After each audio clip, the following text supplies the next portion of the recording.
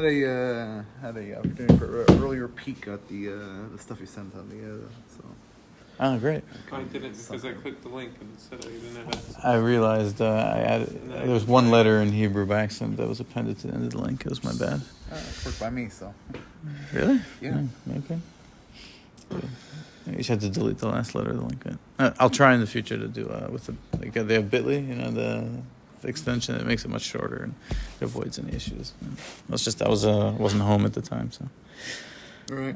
Okay, so like we discussed last week, we're going through Zevahim, and in particular, kind of the last towards the end of Masechet Zevahim. There's some Agadata that's going to engage us the next few weeks, Bezat Hashem. So this week we'll be learning Zevahim Kuf Bet Amud Aleph.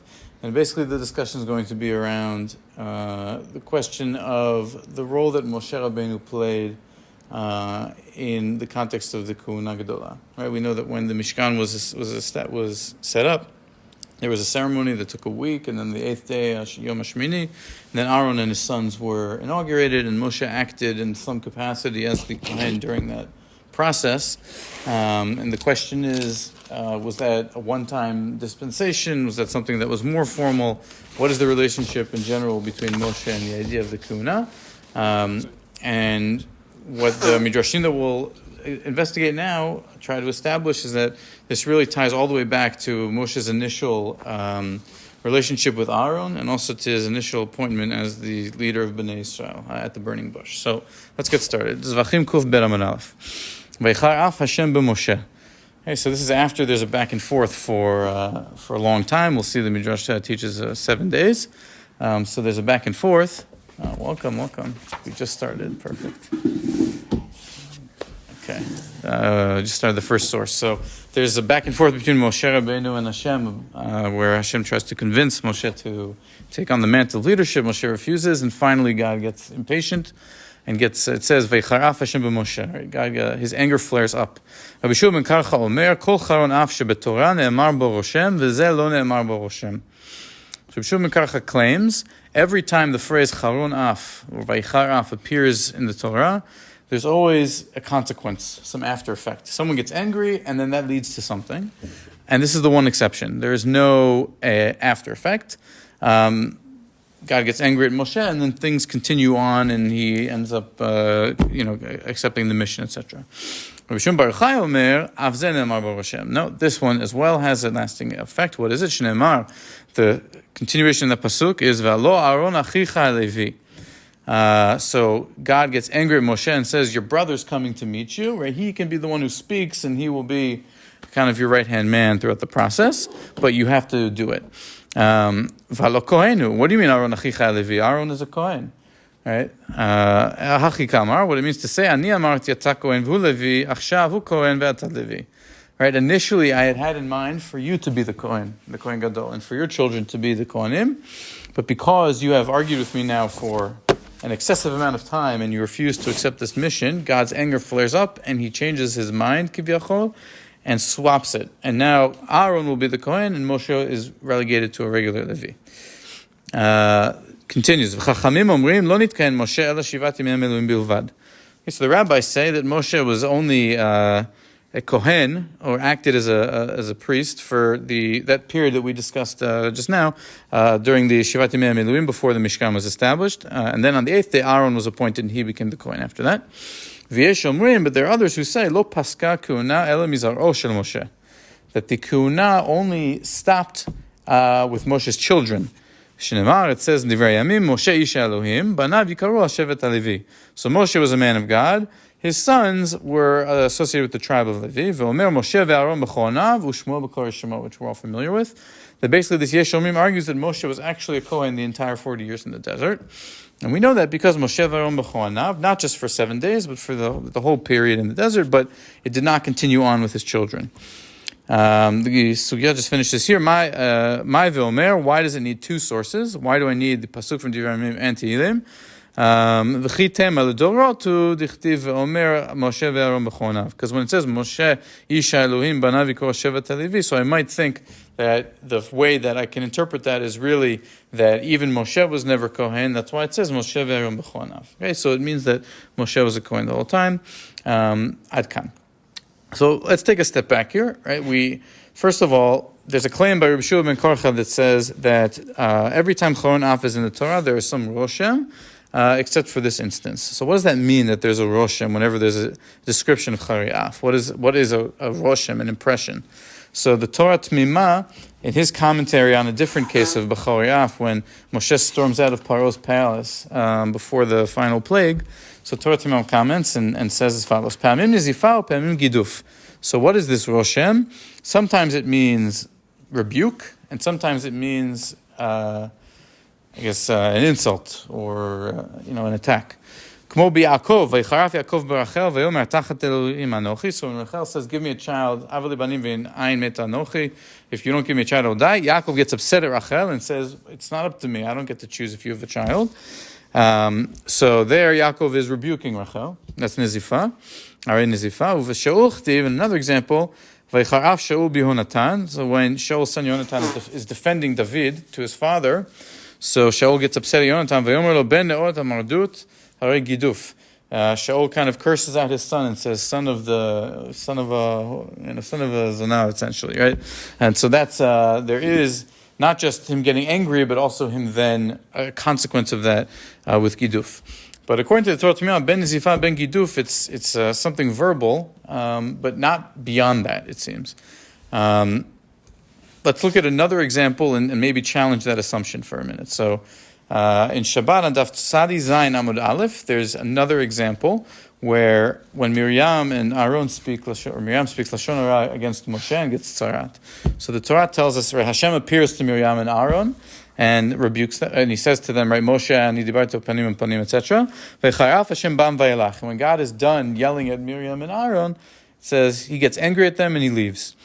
And then Miriam has tzarat after that. So Melamed she'af Aaron itztarat yireh Bekiva. So Rabbi Kiva says, he derives from that even though the pasuk says that Miriam got tzarat and doesn't say anything about Aaron, Rabbi Kiva understands from the fact that God got angry that there was a Roshem that Aaron also got tzarat. Amar lo Rabbi Yehuda ben Betera, and this is actually this is a shiur about Midrash Haggadah, this is a fascinating dialogue here, this particular back and forth. Akiva, ben kach uven kach ata atid liten et adin. Whether you're right or wrong, you're going to have to kind of account for this statement that you've made. Why? Im kidvarecha haTorah kisatu v'ata megale oto. Let's say you're right. Let's say Miriam got tzarat and Aaron got tzarat. So the Torah told us by Miriam that she got tzarat, but it didn't tell us by Aaron. Now you're coming and telling us Aaron also. So why would the Torah hide that and that you're revealing it? Who are you? V'im lav, and if you're lying or if you're wrong, atamotze laz al tot tzadik. You're saying Lashon Hara about Aaron HaKohen, that he was punished with tzarat. Right? This is brilliant because, again, Rabbi Yehuda ben Betera, what Rabbi Kiva is doing is classic midrashic interpretation, right? Well, what is he saying here that's so controversial? This happens all the time that a midrash will come and say, oh, this name is revealed, or this context is not fully fleshed out in the psukim, and the midrash comes and fills in the gaps. But Rabbi Yehuda ben Betera seems to have a real problem with Rabbi Kiva here. So the Gemara continues and says, Velaktiv bam. So it asks on Rabbi Yehuda ben Betera's objection. It says, Vayicharaf Hashem bam vayelach. Right, God got angry at them and he left. So obviously there was some bam in the plural. Also Aaron somehow was punished because of this. Hahu ben Azifa ba'alma. So the answer is, no, God rebuked Aaron as well, but he only punished Miriam with tzarat. Tani kamad amar af Aaron itztara. There's a braita which teaches, according to Rabbi Akiva, that Aaron also got tzarat. Tichtiv vayifen Aaron el Miriam v'nei mitzarat. The pasuk says Aaron turned to Miriam and saw that she had tzarat. Tana shepana mitzarato. When it says he turned to her, it means he turned from his own tzarat and saw that she also had tzarat. So it just agrees with Rabbi Akiva. Maybe his surprise at Rabbi Akiva is who he was. He was saying such an interpretation. Rabbi Akiva is Avos Yisrael, is Klal Gadol B'Torah. So maybe in that context, like, how are you just like pulling out there that a tzaddik had tzaras? Okay. I don't know. Yeah. So, You mean because it's Aaron specifically? no, because it's Akiva. Yeah, well, yeah. But it's Rabbi Akiva. Oh, and that I thought you meant, and that he's talking about Aaron, who's Ohev Shalom, Rodef Shalom, and all this. Okay. I was talking about Rabbi Akiva. Okay. But, I don't know. Yeah. There's other examples, of this kind of concept where where Rabbi Akiva is often told, okay, leave alone the Agadata, go learn Etzel Ne'agim V'olot, right? Go back to halacha. That's your domain. What are you dealing with all this pilpul and Agadata, right? So funny. Kind of, there's other rabbis who I've seen it a few times where they kind of attack Rabbi Akiva for trying to say something. Stay in your lane, exactly. Oh, the famous one is when he sees the foxes come out of the Beit HaMikdash, and he says, and he was laughing, and the other ones were crying, and it's a known one. But then one of there was the other Tana who told him that Akiva asavim yalu belechayecha v'adayin ben David lo ba. Right. So in other words, you will die, and you will and long by gone, and still. That way, Mashiach won't come. So, right. I guess it also has that resonance. Absolutely. Politics. Yeah, that's right. Bakochva and all that. Right. Yeah. Oh yeah. So maybe also his Rabbi Yehuda ben Betera's what he says here also maybe has some kind of something to do with it, because when to say something of ben kach uben kach atid leten et adin, I don't know. Right. Because technically speaking, he's one of the 10 who were. Yes. Right. Yeah. So I definitely right. 100%. There's So probably something. Just a thought, but No. I'm sure there's more to explore on this or to think about here. Sure, definitely. Yeah. Remind me for Pesach. There's this idea as well with the Tzfardeim. They have a similar thing where right, it says Tzfardea once in the singular and Tzfardeim over and over again in the plural, but one time it says Vatal Tzfardea when the plague actually starts. So Rabbi Akiva says, right, that the frog. The one frog came out. They hit it with a stick, and then it multiplied. Right. Yeah, it's and like then, the Hydra. You cut off one head. Yeah, exactly. And then some other rabbi, I forget who it is, Rabbi Eliezer, maybe says to Rabbi Akiva, like, what are you dealing with the Gadata? Stay in your lane. And then what's fascinating is then he says, no, that's not what it means. But for that, it means that the frog croaked and then called his brethren, right? And so I heard a beautiful idea that said, what? He gets so upset at Rabbi Akiva for doing a drush on Vatal Tzfardea. What's the difference? It's very similar. He's still, instead of he hit the frog and it multiplies, the frog croaks and more frogs come.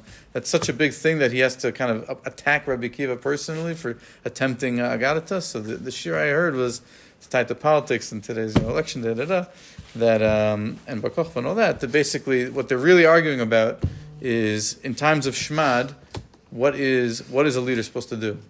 So Rabbi Akiva says, you go out, you learn Torah in public, and they hit you, but through that you become a martyr, and it leads to the Hydra effect, where you are Mekim Talmidim that are able to carry on after you. Through the fact that they're hitting you, that is what allows your message to pass on past that. And the other rabbi says no, because you're then being hit. You can't sacrifice yourself. Croak and they'll follow. Like figure out a way to lead through, not at the expense of your own life, at the expense of being one of the atid litenet adin. Quote unquote, zo Torah v'zo schara. Biduk. So maybe there's something kind of a deeper level to this one as well, because whenever there's an attack like this between rabbis, you know that there's something else going on. But with that, I want to kind of leave this specific thing and just kind of go back to the larger point that we were discussing, which is that here we have an example of this idea of Vaychar Af, where there's anger and there seems to be an after effect, where according to Rabbi Akiva there's an after effect of tzara. Aaron gets tzarat, so for sure.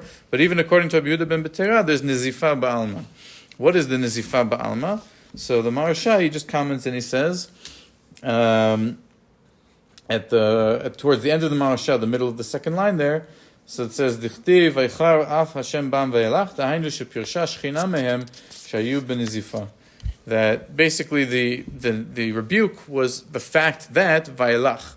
The word vayelach means that God kind of removed himself, the Shekhinah left Aaron and Miriam, and that it in of itself is a form of rebuke. So that's where we see the Roshem in this particular instance. The Avat Etan, which is a commentary on the Yaakov, so he says something really interesting. So I have it's not in Safari, so I have here the photo. If you see where it says Vaychar Af Hashem, in that first column on the right, towards the bottom, the word Vaychar is in big letters, a few lines up from the bottom. So if you go to the second line from the bottom, it says Rabbi Yehuda ben Korcha, after the period. So Rabbi Yehuda ben Korcha, de lo darish le Roshem. So if you remember, we saw the Gemara in Zevahim, Rabbi Yehuda said that this is, with Moshe at the bush, is the one time there is no lasting impression. So de lo darish le Roshem, top of the next column, Yesh lomar desvir le kamanda amar biyavamot, perak yud de kohen nami bichlal levi le'inyan meiser. Right, that it's possible to understand, according to Rabbi Shimon Korcha, that he holds like there's a machloket in Yevamot about whether, when it comes to Maser, a Kohen is considered like a Levi or a Kohen is not considered like a Levi. Can a Kohen also get Maser, yes or no? So if you understand that he holds, according to the opinion, that a Kohen is considered like a Levi, leit kashya klal, the late kaima klal kushat Rabbi Shimon. In other words, Rabbi Shimon Bar Yochai's whole drasha was when it says right after Vaycharaf Hashem b'Moshe, it says Halo Aron Achicha Levi. He says, what do you mean Aron Achicha Levi? Aron is a Kohen. What do you say, Levi? That teaches, according to Rabbi Shimon Bar Yochai, that God swapped and Moshe was no longer the Kohen. But according to Rabbi Shua ben Korcha, according to the opinion that a Kohen is a Levi, so you don't have that problem. When it says Aron Achicha Levi, so fine, because the Kohen is also a Levi. So there's no question there, and therefore he can't learn from that Naamer bo Roshem, and so that's why Rabbi Shimon Karcha could be the one who agrees with the opinion that Kohen is considered like a Levi. Ve'od azu Rabbi Shua ben Korcha l'ta'ameh de'amar berabba v'tchanan de'darish al tikrav halom gam le'kuuna v'im ken hari kvar nigzar al Moshe shelo yeh Kohen. Okay, we'll get back to that later. Let's skip that for a minute. We'll get to that at the end. Rabbi Shimon de makshe ken savar ke man de amar de kohen enenu bichlal levi. And so therefore, in the question of whether a kohen is considered like a levi, Rabbi Shimon Bar Yochai would hold according to the opinion that no, a kohen is not considered a levi, and therefore when it says Aron achicha levi, it does not mean a kohen, which is why that must mean that there was a punishment that Moshe lost the kuna. And here's the final kind of the chap here. Right? Which is the opinion that says in that Gemara in Yevamot that a Kohen is not considered a Levi? That is according to the opinion of Rabbi Akiva. Rabbi Shimon is the student of Rabbi Akiva, so that means that he is consistent with his rabbi. But it also means, if we look back to the Gemara in Shabbat and Daf Tzadi Zayin, Rabbi Akiva was the one who said that that Aaron was nitztara. Right? So he was the one that was extra charif. That basically you kind of have this idea that both Rabbi Akiva in Shabbat understood Vaychar Af to be very extreme, where Aaron was punished with tzarat, and Rabbi Shimon Bar Yochai understood that the Vaychar Af by the burning bush by Moshe was very extreme, that he lost the kuna gdola. So the student and the teacher seem aligned in how they understand Vaychar Af to have a lasting impression that's not just rebuke, but actually an action, a real punishment. And they could be consistent in the sense of Kohen lav bichlal levi. I think there's one could argue against on our own side, if you look at it that way, because technically speaking, when they give the matnot nesiim right after Parashat Naso, then there's the midrash that says that Aaron was sad because he saw all the other nesiim giving all those presents, etc. And then Hashem says, "Oh, don't be saddened. You will be lighting the menorah." Mm-hmm. So, is he doing that as a kohen or as the head of Shevet Levi? Because all the other presidents of the tribes were literally giving their, it was part of the process. Levi wasn't part of the game, and then he gets that. So, what's his status exactly? Yeah.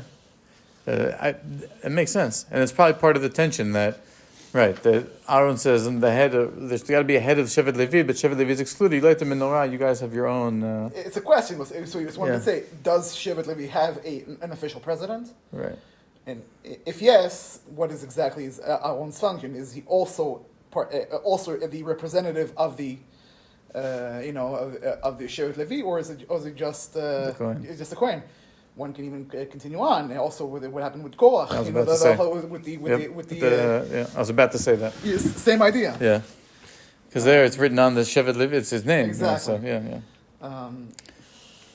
Again. Yep. So I think, right, there is this ambiguity, to your point, throughout this whole thing of what's Moshe is a Levi / Kohen, Aaron is a Kohen / Levi, is a Kohen considered Levi, is a Kohen considered a separate category from Levi?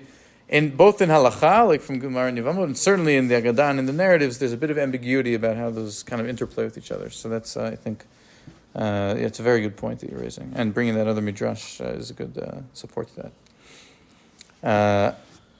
Great. So we saw the Gemara in Zevahim that said, so that's kind of wrapping up that point, and now to go to the second half of the Gemara that we saw, which was about whether Moshe was a Kohen for just 7 days or the entire 40 years.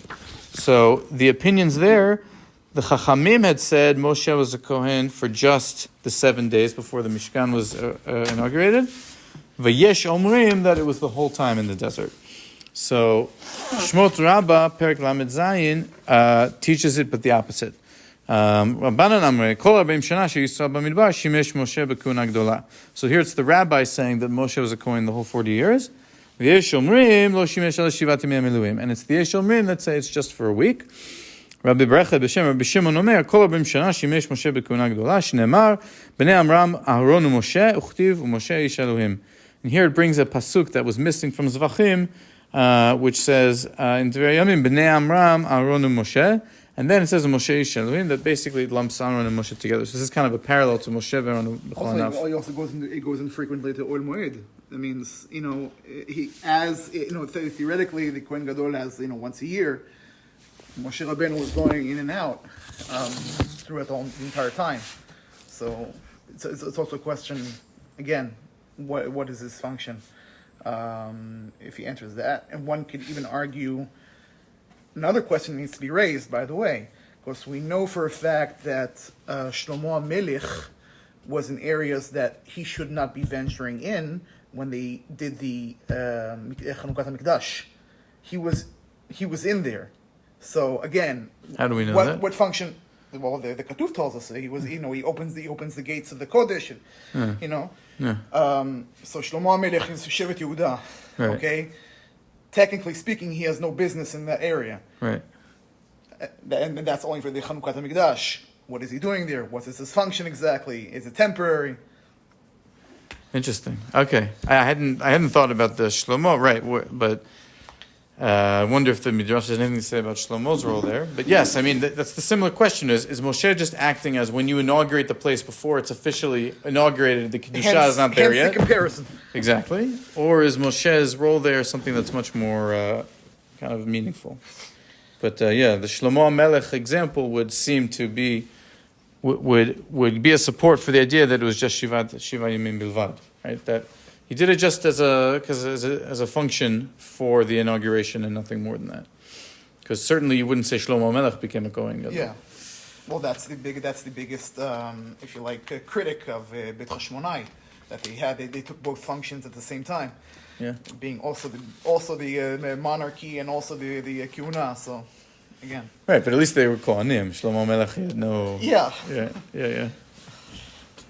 Good. Okay. And a full mandate. Full mandate? It's just always a political thing. Every you always got to throw in the elections. The Psikta Rabati Perek Yudal says as follows: Rabbi Yehuda b'shem Rabbi Yossi Rabbi Yehuda bar Berechia b'shem Rabbi Shul ben Korcha. Okay, so this is in the name of Rabbi Shul ben Korcha. So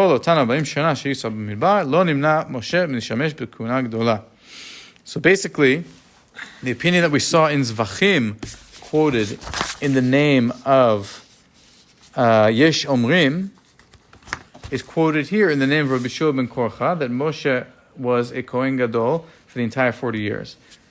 And why does this make sense? Because if Rabbi Shua ben Korcha was the opinion who said that the Vaychar Af by the bush did not have a lasting impression, then it wasn't that Moshe was punished at the bush by losing the Kehuna Gdola.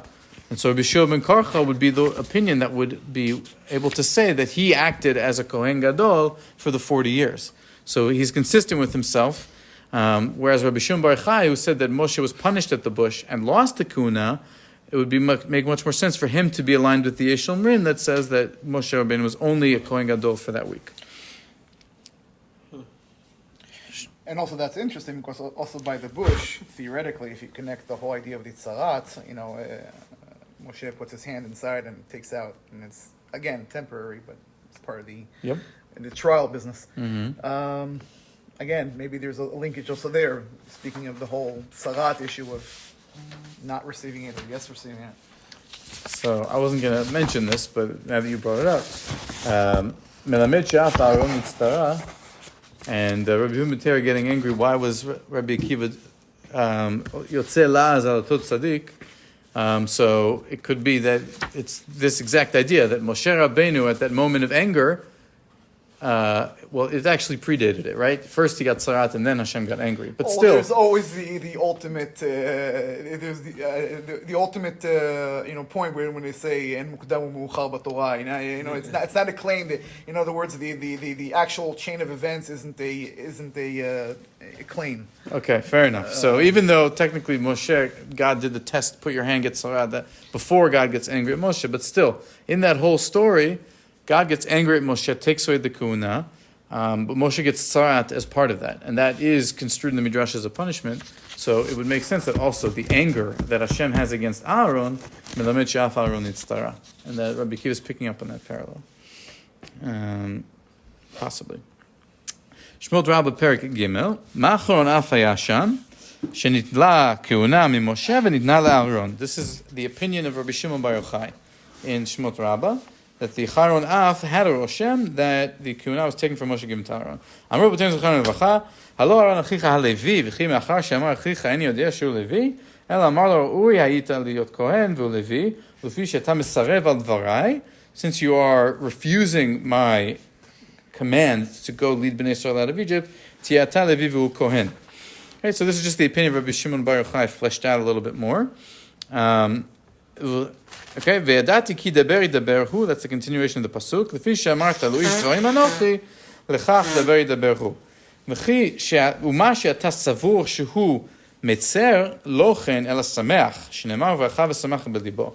And you, Moshe, you think that he would be upset about the fact that you were chosen. No, it's not the case. Rather, he's happy that you were chosen. V'acha v'samach b'libo. Amar Rabbi Shimon ben Rabbi Yossi, halev shesamach b'gdulat achiv, yulba shurim v'tumim, shenemar v'yu alev Aaron. Right, this is the famous idea that because Aaron was happy for his brother and was not jealous, he merited to be the Kohen. So what we see here is this interesting combination of why was Aaron the Kohen Gadol? And also, if it's not clear, let's take a step back. What's really motivating this whole thread of Midrashim, we're never told why Aaron becomes the Kohen Gadol. Right? Aaron is just, one day God says in the Torah, Aaron and his sons are going to be the Kohanim, and there's no justification for it. Lehefech, it's after, or in the context of, it's actually right before, but the Egel HaZahav. So you'd think he'd be the last candidate of anybody to be the Kohen Gadol, and he's the Kohen Gadol. So the Midrashim are trying to anchor Aaron's being chosen as a Kohen Gadol before any of these other things unfold. And we see here, on the one hand, Rabbi Shimon Bar Yochai saying the reason Aaron was chosen was a negative reason. It was just because Moshe was punished through his refusal, so it kind of fell onto Aaron as a plan B. But then we see that there's another opinion that says, no, it's because Aaron was selfless. He didn't care about the greatness of his brother, and so he merited the Kuna.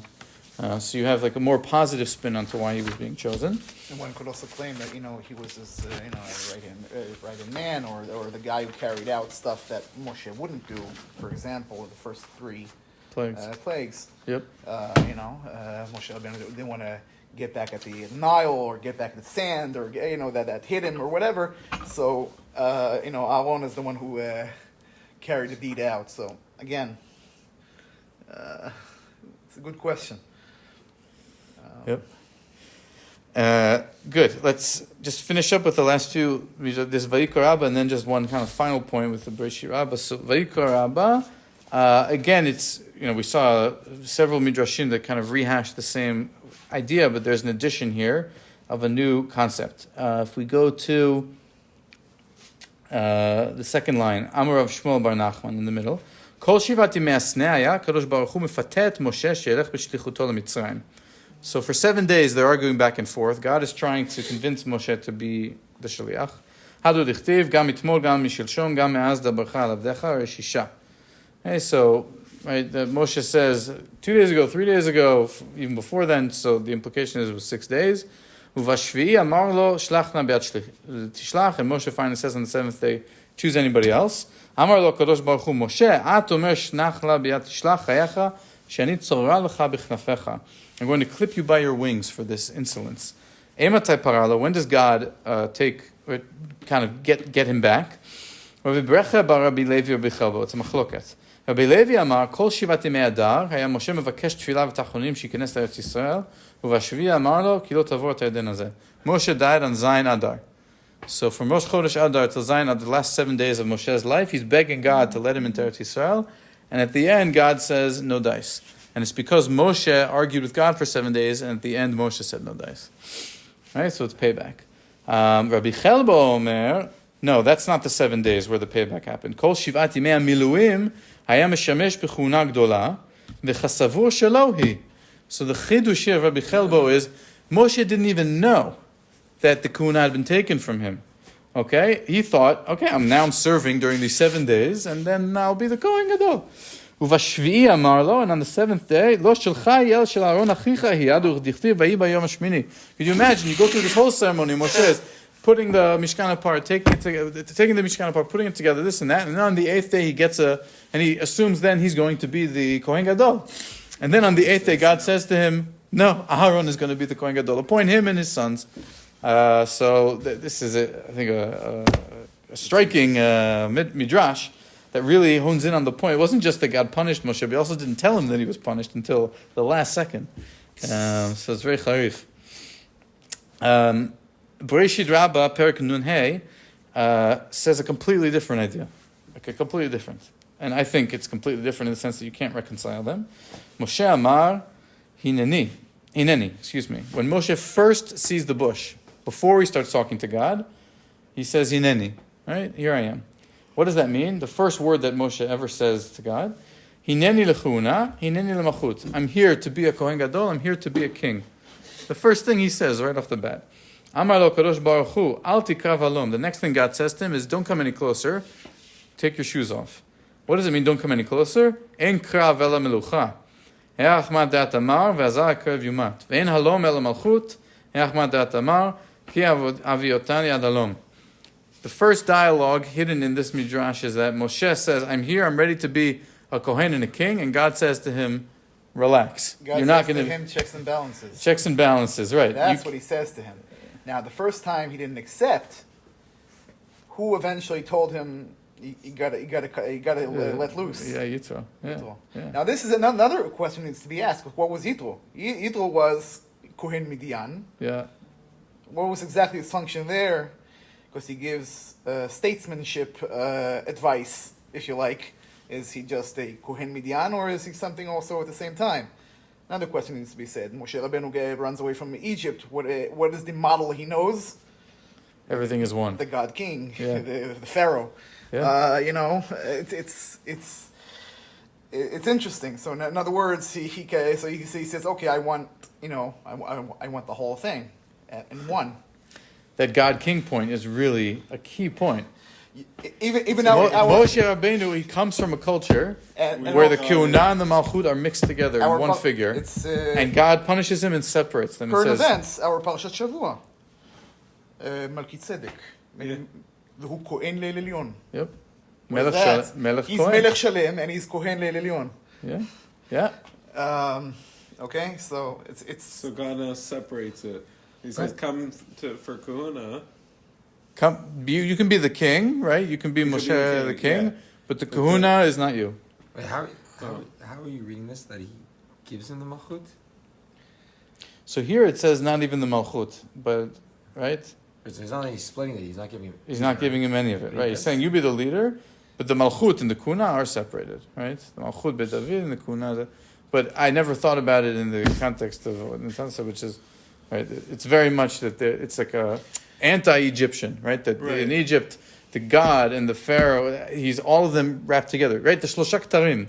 Keter Malchut, Keter Kuna, Keter Another Torah. current events. They're separated in Yodut. You think of the King of England, and now it's the king again. He's also the head of the Anglican Church. Historically. You know, again, by title, but again, both titles are there. Yeah. And so, right, Judaism says no. Every one of those functions needs to be Keter B'fnei Atzmo. The separation of church and state. Of synagogue and state. Yeah. Yeah. Yeah. No, it's really sharp, the point about it, like what he knows of the God Pharaoh, because this is right after he flees Egypt, right? Yeah. It's like he flees Egypt, he's in Midian. Yeah. Yitro also, like you just said, maybe was also that, like that was just how it was back then. You had one figure that was everything all combined, and then God comes and says, that's not how this is going to work, right? You're going to have the executive branch, the legislative branch, and the judicial branch. They're going to be separate from each other. That's a better mode of leadership. And how Moshe deals with that as kind of a leader of a new nation, but embedded with, or kind of coming along with that, is a break in the paradigm of what that entails. He's not this all-powerful God, king, priest, but rather that he delegates, he has to give some of that power to other The people. important thing also his is brother. You're sounding like Korach now, relax. Yeah. he doesn't get to have a lineage. And he doesn't get to have a lineage. It's also part of the deal. Right? Yeah, it doesn't pass on. That's a whole another topic. Yeah. What's interesting though is that Yisrael, who is maybe this sort of Kohen and king figure, is the one that gives him the recommendation of creating a legislative branch. Right. And like that, he was already accepted maybe amongst other nations to be separate. Interesting. I But don't know. Yitro was the Kohen and the Melech, quote unquote. Right. He comes and says, you got to delegate this. It's There's too much. also a midrash that claims that also Yitro was an SKP. Because there was the famous midrash that speaks of the Paro had three advisors. He had Yitro, he had Eov, and he had Bilam. Right. And Yitro, who was favorable towards Am Yisrael, understood that he couldn't stay there, so he himself fled. Mm-hmm. So it's just another, and he was as an advisor to the Right. Pharaoh. Again, it's in a midrash, but again, it's I guess it tells us a little where these things are coming from. But let's look at the Yidei Moshe. This is, I think, it's almost humorous, but it's really a brilliant comment, okay? Yidei Moshe says as follows. Yidei Moshe is a commentary on the Midrash Rabbah, okay? V'zeh she'amar lo Hashem, al tikrav halom, perush lakuna, right? When God says to Moshe, don't come any closer, take your shoes off, that means you're not getting the kuna. V'chein ma she'amar lo shal ne'alecha me'al raglecha, take your shoes off. Zeli tabel al aviv.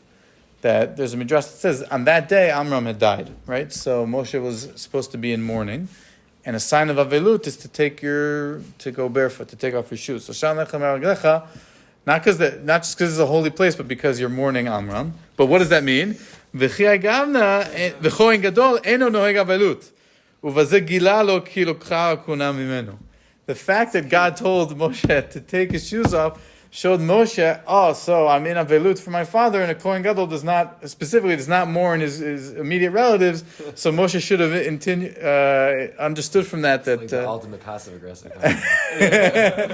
right, this is all before Matan Torah, let alone this, which is, whatever, some Rabbanan, some Derabanan, something. But technically the Kohanim go barefoot In the Mikdash. Mikdash. Yeah, so again, it's It would be a sign for Kuna, you're saying. yeah. Right, but Theoretically. that's what you would at least think. on paper. It's an interesting claim, but again, it's a Chassidish pshat. Who was the Yidei Moshe? Is he? I don't know. Recent or it's like? I don't know. I don't know who it is. uh, I have to check. That's interesting. it's an interesting claim. It just doesn't coincide with the fact that a Kohen is barefoot in the presence of yeah, God. Like he was. In the presence of right, it would seem to indicate more It doesn't. a Birkat Kohanim type It doesn't go imagery, but I thought it was a brilliant kind of a perush. I'll put it that way. Good. So that reminds me, by the way, this idea. Like why it actually ties to this. Like one way to understand why was Aaron allowed to be the Kohen and not Moshe totally different way. We saw a few explanations here, but a different explanation is there's a midrash that says, right, that Yocheved and Amram, they were married. They had Aaron and Miriam. And then they got divorced Yeah. because of the decree. Miriam comes and prophesies and says, you have to get back together. They get back together and they have Moshe. That means Moshe was the child of divorced parents, right? And a Kohen that's divorced, that marries a divorcee and has a child, the child's a halal. They're not a Kohen anymore. So Moshe couldn't be a Kohen because he was a halal, but Aaron, who was from the first marriage when Amram was this, so then that was okay. It was before, so he wasn't the halal. So that could be why Moshe was not eligible for kuna and Aaron was. What's the problem with that? Aside from the fact that that's before Matan Torah and like the whole thing, that Amram was married to Yocheved and she was his aunt, and that's one of the Arayot. And Arayot, for sure, that gets rid of the kuna. There's another very strong claim, by the way. There's another very strong claim that's not mentioned. Who did Moshe marry? Kohen and Giovet? I don't think so. That was after this. Oh no, he was already married to Tzipporah. Think about it. He was already married to Tzipporah at this point. Okay? Yeah. Yeah. It's a non-starter. Yeah. And Aaron was married to Achod Nachshon, so that's like a royalty and pure blood. Mm-hmm. Yofi. Look, all these reasons Moshe was no good. Yeah, it's... Huh. Very cool. Very interesting topics Yeah. that come through this Ein Yaakov. Yeah. So, thank you. Shkoyach. All right. All right.